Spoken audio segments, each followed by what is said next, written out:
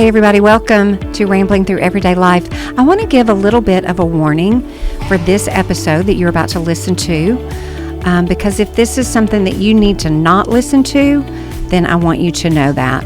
But at the same time, if this is an episode that you feel like you can pass along to the right person, of course we want you to do that as well. In this conversation, we are talking with our dear friend Tori Wilkerson, and she is talking about not all of the conversation, but the foundation of the conversation is based on how her life dramatically changed when her mom died by suicide. And so I want you to be aware of that as you navigate whether or not you need to listen to this episode. And if you do, we do strongly encourage you to pass it along, maybe if there is somebody in your life that would benefit from this conversation. All right, you guys, with great sensitivity, humility, and deep love for you, we give you this conversation with our friend Tori. Enjoy the show. Hey, everybody, welcome back. Angela, we're recording this literally the day before it releases, and it's so dang cold outside. We are all, if you are in West Tennessee or the surrounding area, we are all just sitting here wondering, is it going to snow? And by the way it feels outside, I'm like, hello, it better snow, because if it doesn't snow, what was all of this for? Well, if it doesn't snow, we have some very disappointed children. They've done the thing where you put the ice cubes in the toilet, and all the snow dances have happened. So bring it on, snow. Bring it on, snow. Okay. Today is so super fun because we have a special guest. And I know I say this. I literally say this. And I'm about to say it again. I say it after every single episode with a guest. I'm like, no, this is my favorite episode. This is my new favorite episode. So I'm going to go ahead and say it before we even have the conversation. This is probably going to be my new favorite episode. And I'm really super excited just for myself because I don't know you, Tori, really. I do know what I know of you just based on what Angela tells me and talks about. So I'm like I feel like I'm listening to this conversation for the first time because you all have all the history together. Well, it takes about 30 minutes to know me entirely. I'll tell you the whole story, and then you'll say I know her completely. Listen, everybody, just get settled in because here we go. Angela, why did you ask Tori? Why did you say to me, oh my gosh, like this was an intense Voxer. We have got to have Tori Wilkerson on the show. Tell us why. Well, Fran, you taught me to pray the prayer of big fun surprises. And Tori is an answer to that prayer for big fun surprises. I started, and we've well, here I go. We just said, we don't edit out all the coughing and things. Welcome to West Tennessee and all the sinus issues. I started.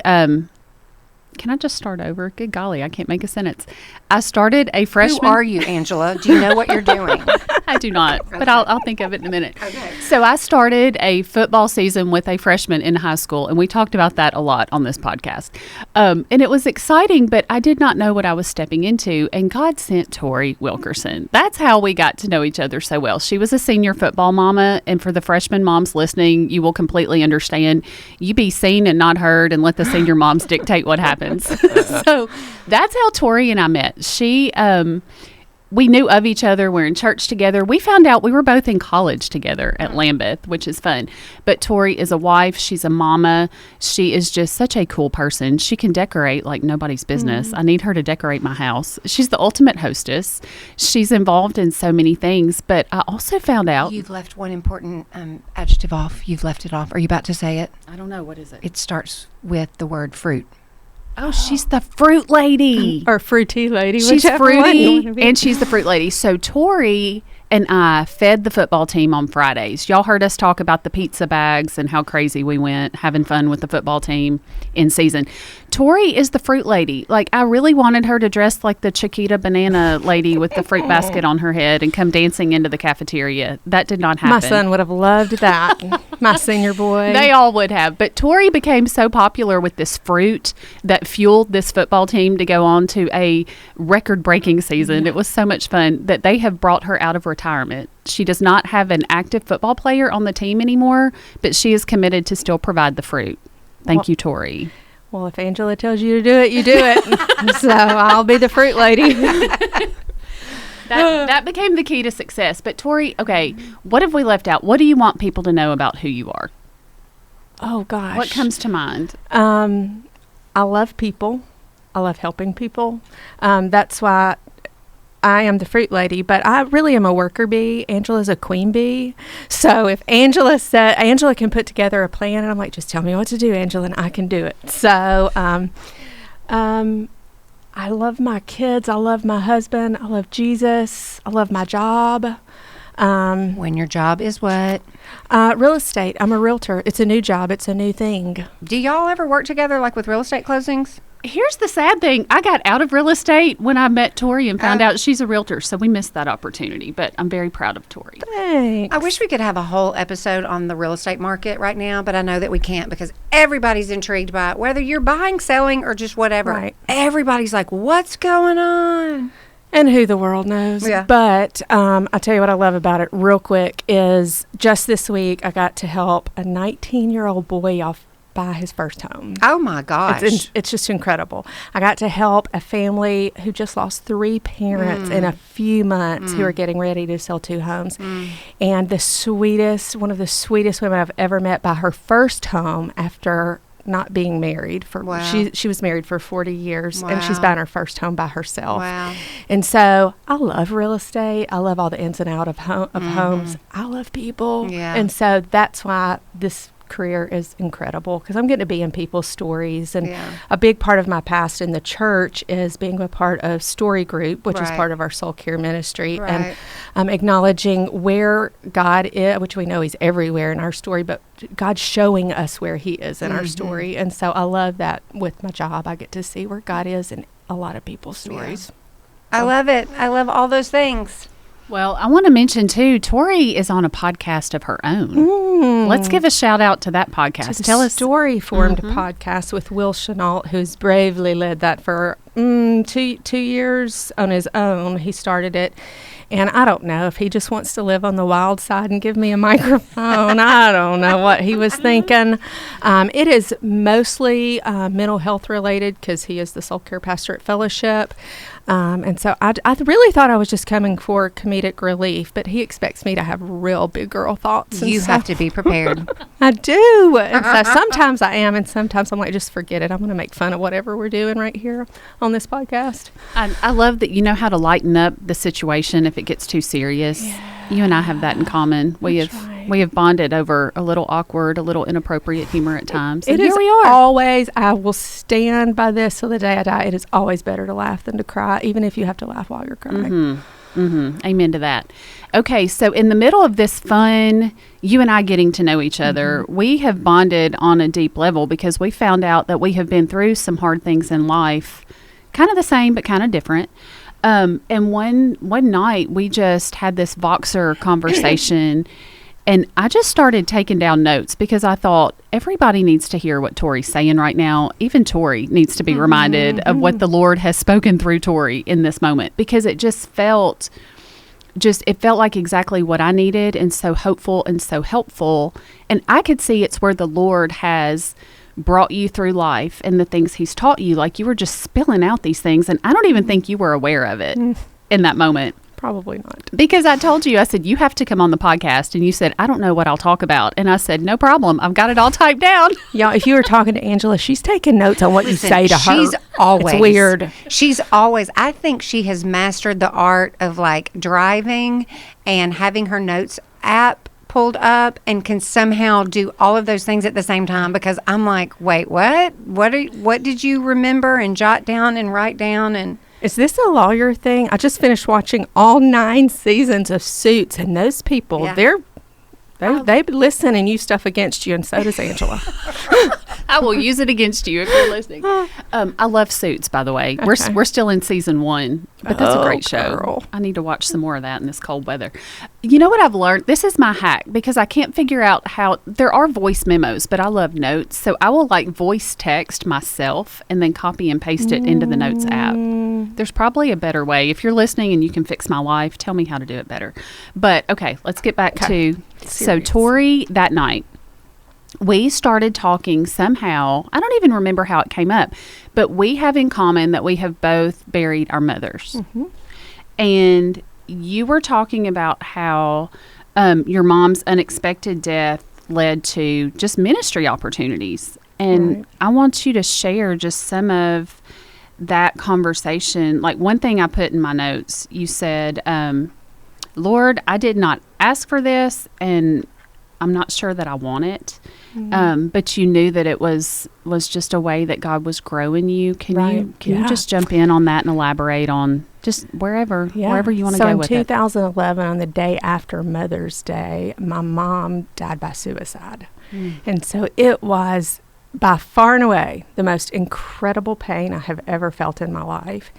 And the day that happened, I didn't even know what to do. My kids were there, and I was they were little, 4 and 3, 5 and 3.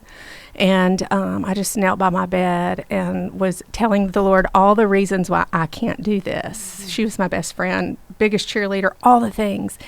And if there has ever been something that felt audible, or that the Lord was right beside me, he reminded me, Tori, you can't do this without me. Because I was telling him, I can't do this without my mom. I can't do this life. I can't do these little kids. And so that was the first thing God showed me was, I'm not going to get through this without him. That's the way out. And so it was not, y'all, it was weeks. It wasn't even months when the Lord started to send people to me who were either experiencing their own feelings of suicide, family members dealing with suicide. And that is when I said that. I said, Lord, I didn't want this. And I don't, why are you giving this to me? Like, this is kind of rude. Hello, Lord, for people to come talk to me about suicide when I am just barely figuring this out. But I knew from very, very early that the Lord was going to make that my ministry, whether it was people dealing with suicide or just people dealing with grief. Well, and suicide is one of those words that just people do not know how to act. They don't know how to react. They don't know what to say to you, how to respond, how to navigate that. Yeah. The first thing when somebody will say, oh, your mom was young. How did you lose her? And you tell them, and they're like, I'm so sorry I asked. And I'm like, you don't have to be sorry. It's part of our story. It gives you a way to talk about her. So, that was not the defining part of her. It was, sadly, for some people it might be, but for me it wasn't. So I love to talk about her. And that's something you and I talked about too, is just, you said I would give anything to have her back, but I wouldn't be who I am today if I hadn't gone through this. Like how do you experience that? How do you see that as helping other people that are going through a hard season? I was so reliant on her. I don't know if I would call it codependent, but I was definitely dependent. She stayed with us one night a week. She helped me take care of my baby. She picked him up from school. It's called Grandmommy Thursday. She'd pick him up and take him to McDonald's. And she was just a huge part of my life. And when she was gone, I just didn't know how to exist. I didn't know, how do I mom without her? How do I do anything? So the dependence I had on her, I had to put on the Lord, because he was, sadly, I wish I'd figured it out before she was gone, but he was all I had all along. And so he just revealed himself to me in a lot of sweet ways. And I remember thinking, what do you do when you don't have a mom anymore? And all the things they provide. And the Lord was so sweet to give me the scripture in Isaiah 66:13, I think, that says, as a mother comforts a child, so will I comfort you. And he was talking to his people as a group, but I held on to that he was telling me that every day, whatever your mom was, it was because I made her that way. And his character is that he loves us like a mother. And so I just had to know that he was going to take care of me in the ways that she had.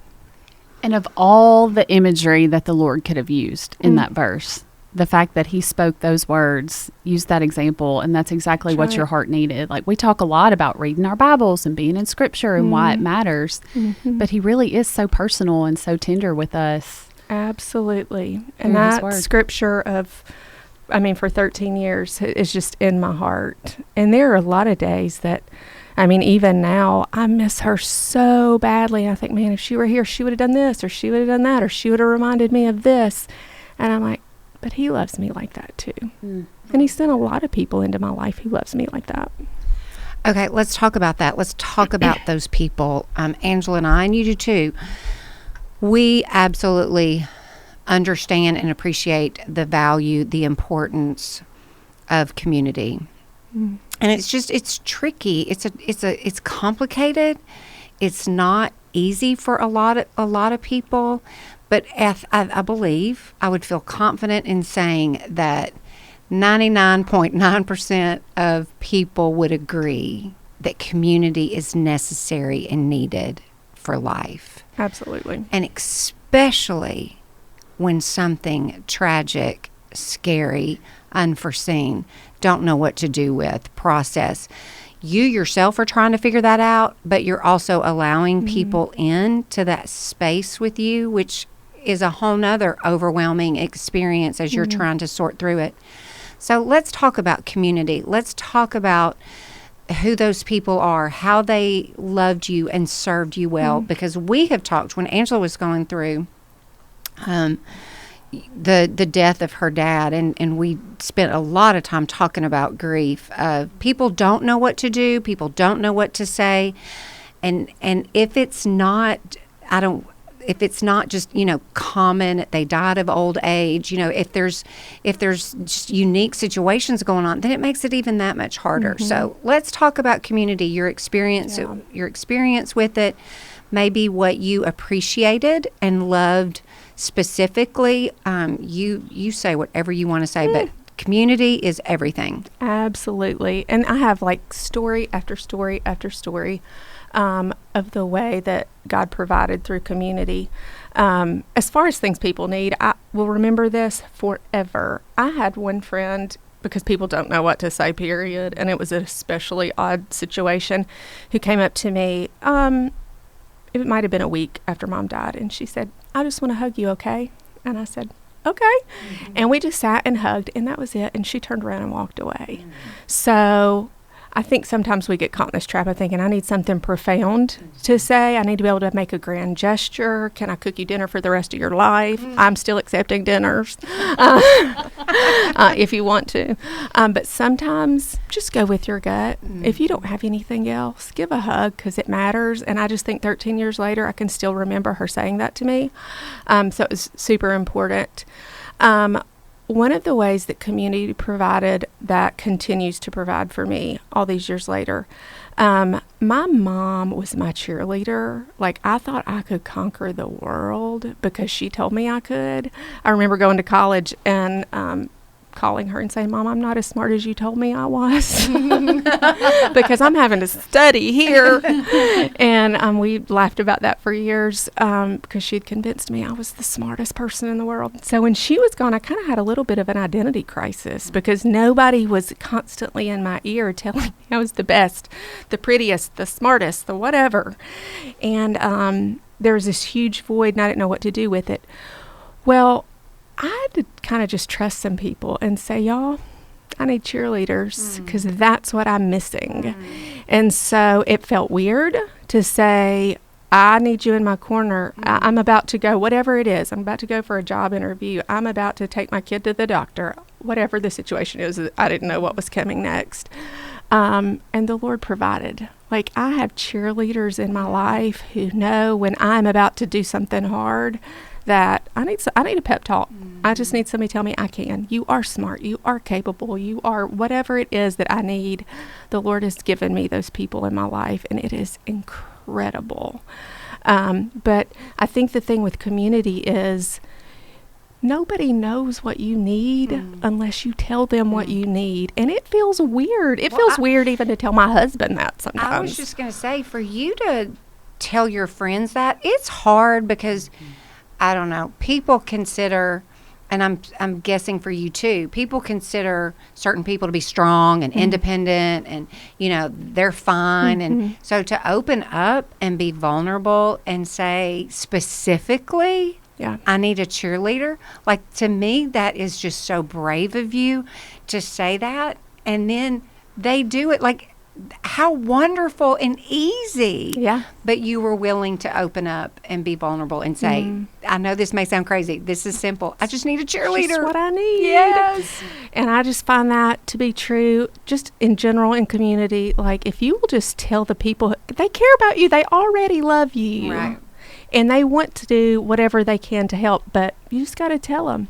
And it is so unnatural. And I think how this came up with you and I in our conversation that night is you were mentioning some things that you had accomplished that you were proud of, and some of that came out from me, but then we both were almost kind of like apologetic, or well, I hope that didn't sound like I was bragging. And you were like, hold on, we need to be able to call out the good in each other and say the things that our mothers would say if they were here. Or if you have a mother that just is not strong in that area, sometimes it's not, I've buried my mother, but you may not have that affirmation that you may need from your parents for whatever reason. So just within community, the fact that we can meet that need for each other. Right. That's That's beautiful exactly thing. what the conversation was. I can't believe I'd forgot we were talking about your mom and how incredible she was. And you had shared with me the article. And I said, Angela, that woman sounds just like you. And I was just calling out like, gosh, I see this and this and this in you, because obviously you were raised by an amazing woman. And you saying, I just have never thought about it that way, or would never have said it out loud for sure. And I was like, girl, say it out loud. Like, let's have people in our lives who are safe enough to say, I'm really awesome in this thing. Because we sure don't mind to go and say, I am terrible at being on time, or I am terrible at getting my laundry done. I cannot raise a teenager to save my life, whatever it is. We'll say those all day. But when was the last time you told somebody what you're good at? We've got to call out the good we see. Yeah. And when we hear somebody say something good about somebody else behind their back, I've made that a challenge of, hey, let's make sure it hits that person's ears. Absolutely. Like, if we're talking about somebody in a great way, let's make sure somebody tells her. Because and don't assume people know. We need to hear it. Can I go out on a limb and say, yeah, I'm all for like texting them that, but if you can use your voice and say that, say it with your voice. Yeah. Because there's something so beautiful and powerful about hearing somebody's real live out loud words say whatever it is you're thinking about texting. I also love to do that with people's kids, and I think we talked about this at football. For whatever reason, there would be one or two boys after football dinners who would always come and say, hey, thank you. It was never the same boys, but I'm like, I'm texting that mama. Now I'm going to remember, I'm going to call that mama and say, hey, your son has some good manners, and he's thoughtful and kind, and you're doing a good job. I mean, if there is good in the world, somebody needs to know it. Yeah, I think for sure, say it out loud. Absolutely. Okay, something else we talked about, and you hit on this earlier. I want to come back to it. But when someone has experienced loss and they're grieving, missing a person, and it's so awkward and you don't know, do I bring it up? People have said to me before, well, I didn't want to upset you. Well, I've not forgotten that I've buried both my parents. Like that's just not something you're going to forget and have to be reminded of. And, my Aunt Raina came on and did such a good job talking about some of this too. But you made a comment, and I typed this up when you said it. You said, tell me about the person you love so I can know them, because it's such a privilege to hear about the person that you love that you miss. Just elaborate on that a little bit. I think one of the saddest parts of losing somebody is that time is a thief. And the people who knew your loved one are the only people now that will ever know them. There's no opportunity for anybody else to know them. And our memories are finite. I mean, they are going away. And so I love when somebody says, do you remember when your mom XYZ? And I'm like, oh, tell me about it. I don't remember it well or whatever. So I love to talk about the people that I have lost, because it keeps them alive in my mind and my heart. And so, because that's what it means to me, and it may not mean that to everybody, I don't know. But when I meet somebody who I can tell is really grieving a loss, and especially sometimes when it's fresh even, and you do run the risk of, might you make them sad? Maybe, but would they rather be sad in remembering or sad in not remembering? So either way, they sad. You're not going to fix their sadness. And so I'll just say, hey, would you tell me a little bit about your brother, your son, your wife? Because I would love to know her how you know her, because you obviously loved them a lot. And just give them the opportunity to share. And then I remember, and I have even had people who say, maybe they're a stranger to me, but you tell me about the person you love. And so when I go talk to somebody else, I'm like, did you know their son? Because she told me XYZ about them. And I think that was just an incredible story. So we're keeping them alive. Mm-hmm. And you did that for me in a way that, I don't know, maybe other people have, but it just really was significant for me, because I thought, oh my goodness, like Tori wants, I'm just now getting to know Tori this year, and now she's asking about my mother. And through that conversation, we find out that you actually at Lambeth, like my mother worked through Lambeth, you knew some of the same people. It just blew my mind, and it was such a sweet connection. Right. And the fact that we got to have that conversation, just the Lord was, it was just a divine moment. And it really is. We do live in fear of causing people pain, but the truth is we're not causing them more pain than they're already in. Honestly, we're giving them an opportunity to heal.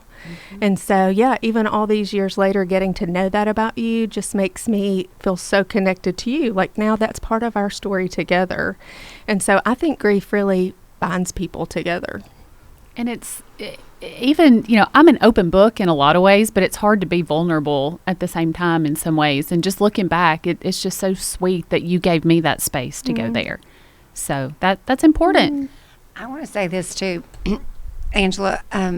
You've shared so much about your mom with me over the years. I feel like I want to cry, but I'm not going to cry. We can all cry. I'm all about crying too. Is that I have created I feel like I know that you've shared pictures of her with me, but I don't remember them. But based on everything that Angela talks about with her mom, I feel like I know her. Like, I have an image created in my mind. I feel like I know her. And so I've never considered along the way that it's so helpful and healing for you. But now I get to know her in your story and the things that you share with me. And in some ways, we together get to keep her alive, even though I did not get to know her. I didn't know her. And there's such beauty in being able to talk about that person. And so I haven't experienced this grief before, but I think that if you're the friend of someone that has, let them talk about it. Ask all the questions, because then it's just a natural thing for me I make an assumption all day long, but I feel like I'm very correct in saying, I think you're a lot like your mom. Just based on everything that you tell me, you are your mother's child, 100%. And so keep them alive. Yes, talk to them over and over and over about it. It's good for you. It's good for me. It's just, it's good. Right. I love that. And if you're close to the person, like you said, you're not going to make them any sadder than they already are. And even with the amount of years that Angela's mom has been gone, you still miss her. You're still grieving her. There's still loss there. And with time being a thief, we want to keep her alive and talk about her as much as we possibly can. Absolutely. I feel like, what's your mama's name, Angela? Mary Nell. Mary Nell. I feel like I know Mary Nell. And anyway, okay. Let's talk about this as we wrap this up. What is... No, I don't want to wrap it up. We're not done. Okay. Listen, are y'all in for a 5-hour podcast? It's really an intensive therapy session, but for keep real. going. Every time with one of these, I'm like, well, we could turn this into 3 parts just like that, because I think these type of conversations, it stirs up questions all the time. And they're like, do y'all want to do a Q&A? Okay, submit your questions. We say, remember, like radio stations, call 1-800-TORI, and she's going to, help you navigate all these things. Okay, so what is the Lord teaching you right now in this season? And is it tied to your mom and her life and her death and your journey since then? Is it always there in some kind of theme, whether it's up close and personal or it's more in the background?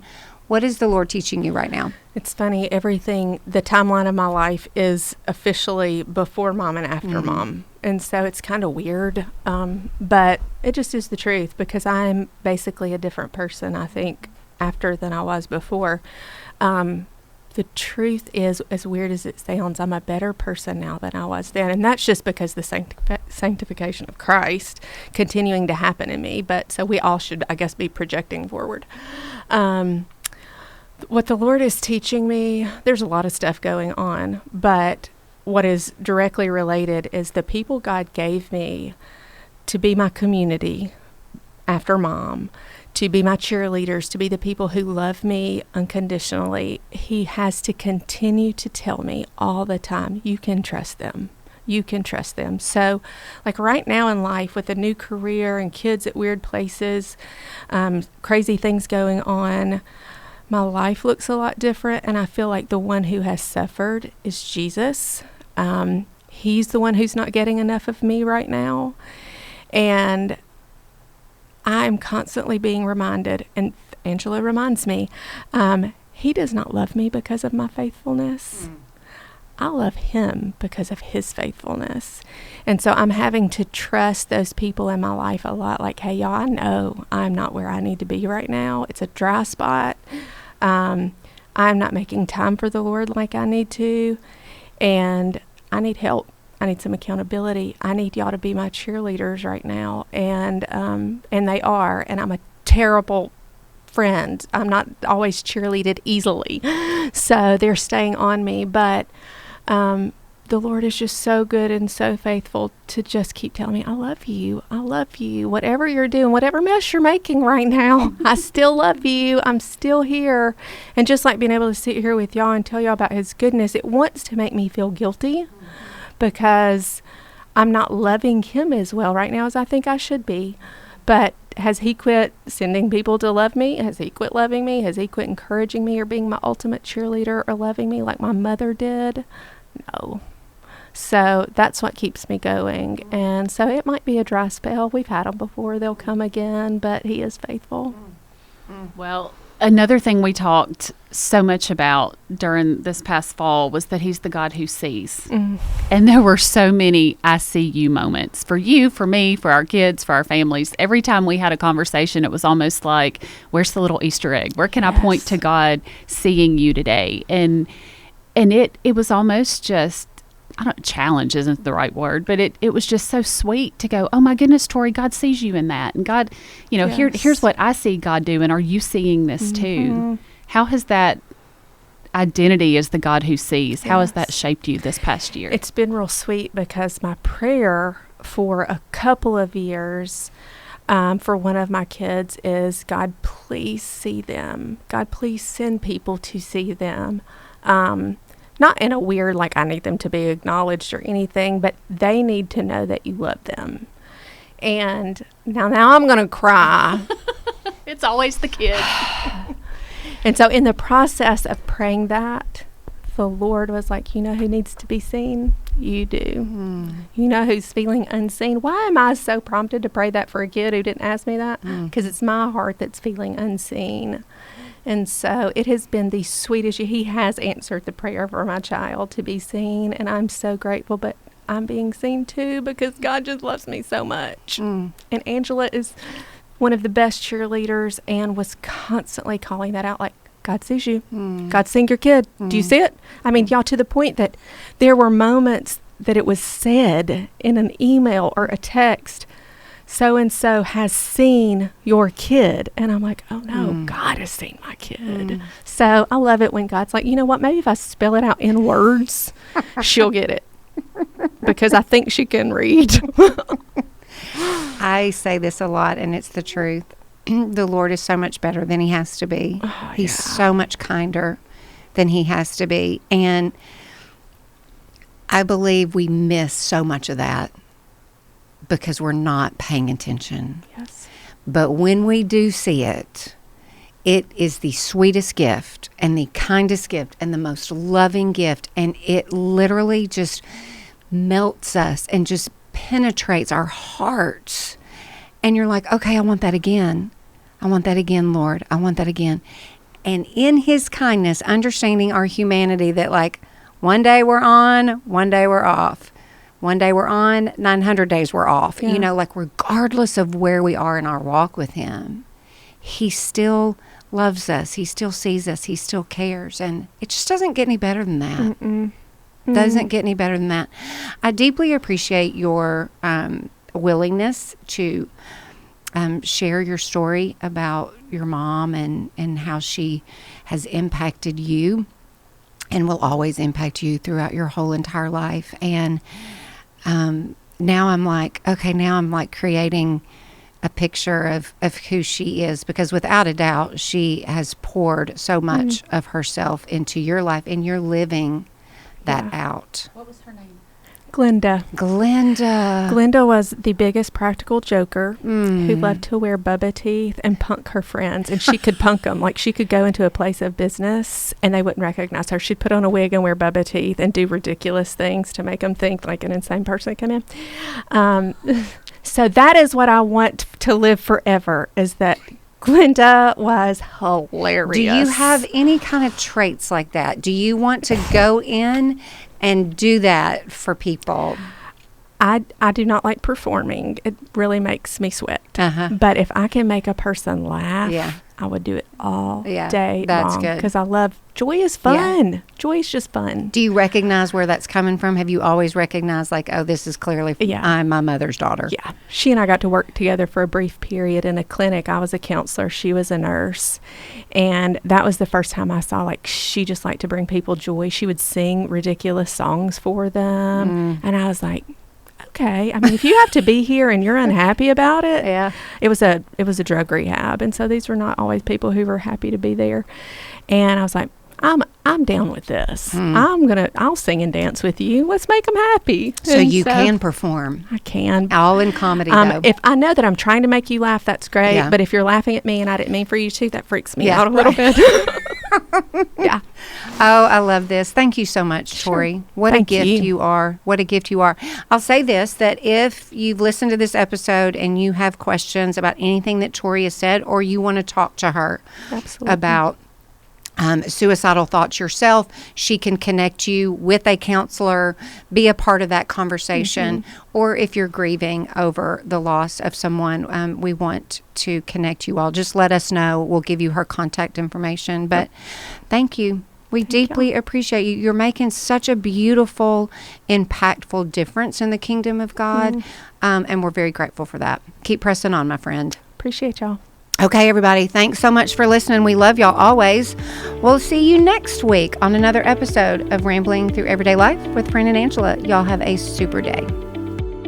I am so thankful for our friend Tori Wilkerson. Aren't you? Oh, she's so brave and so kind and generous to give us this part of her story. We're so very thankful for her. All right. Y'all know we record every episode on the campus of Union University. I'd love for you to come for a visit. You can do that. Schedule that online by going to our website, uu.edu. If you've already done that and you're ready to fill out an application, I've got a fee waiver code for you. It's the word TALK, all capital letters, TALK. Plug that in and you do not have to pay that application fee. All right, you guys, thank you for your kindness, your sensitivity to this subject matter today. And again, if you have questions, please let us know. We'll connect you with Tori and pass this along to anyone that might benefit from it. Tori can be a tremendous resource to you, and we're happy to pass along information or give you her contact. Okay? All right, we love you guys so much. Have a wonderful week. We'll see you next time.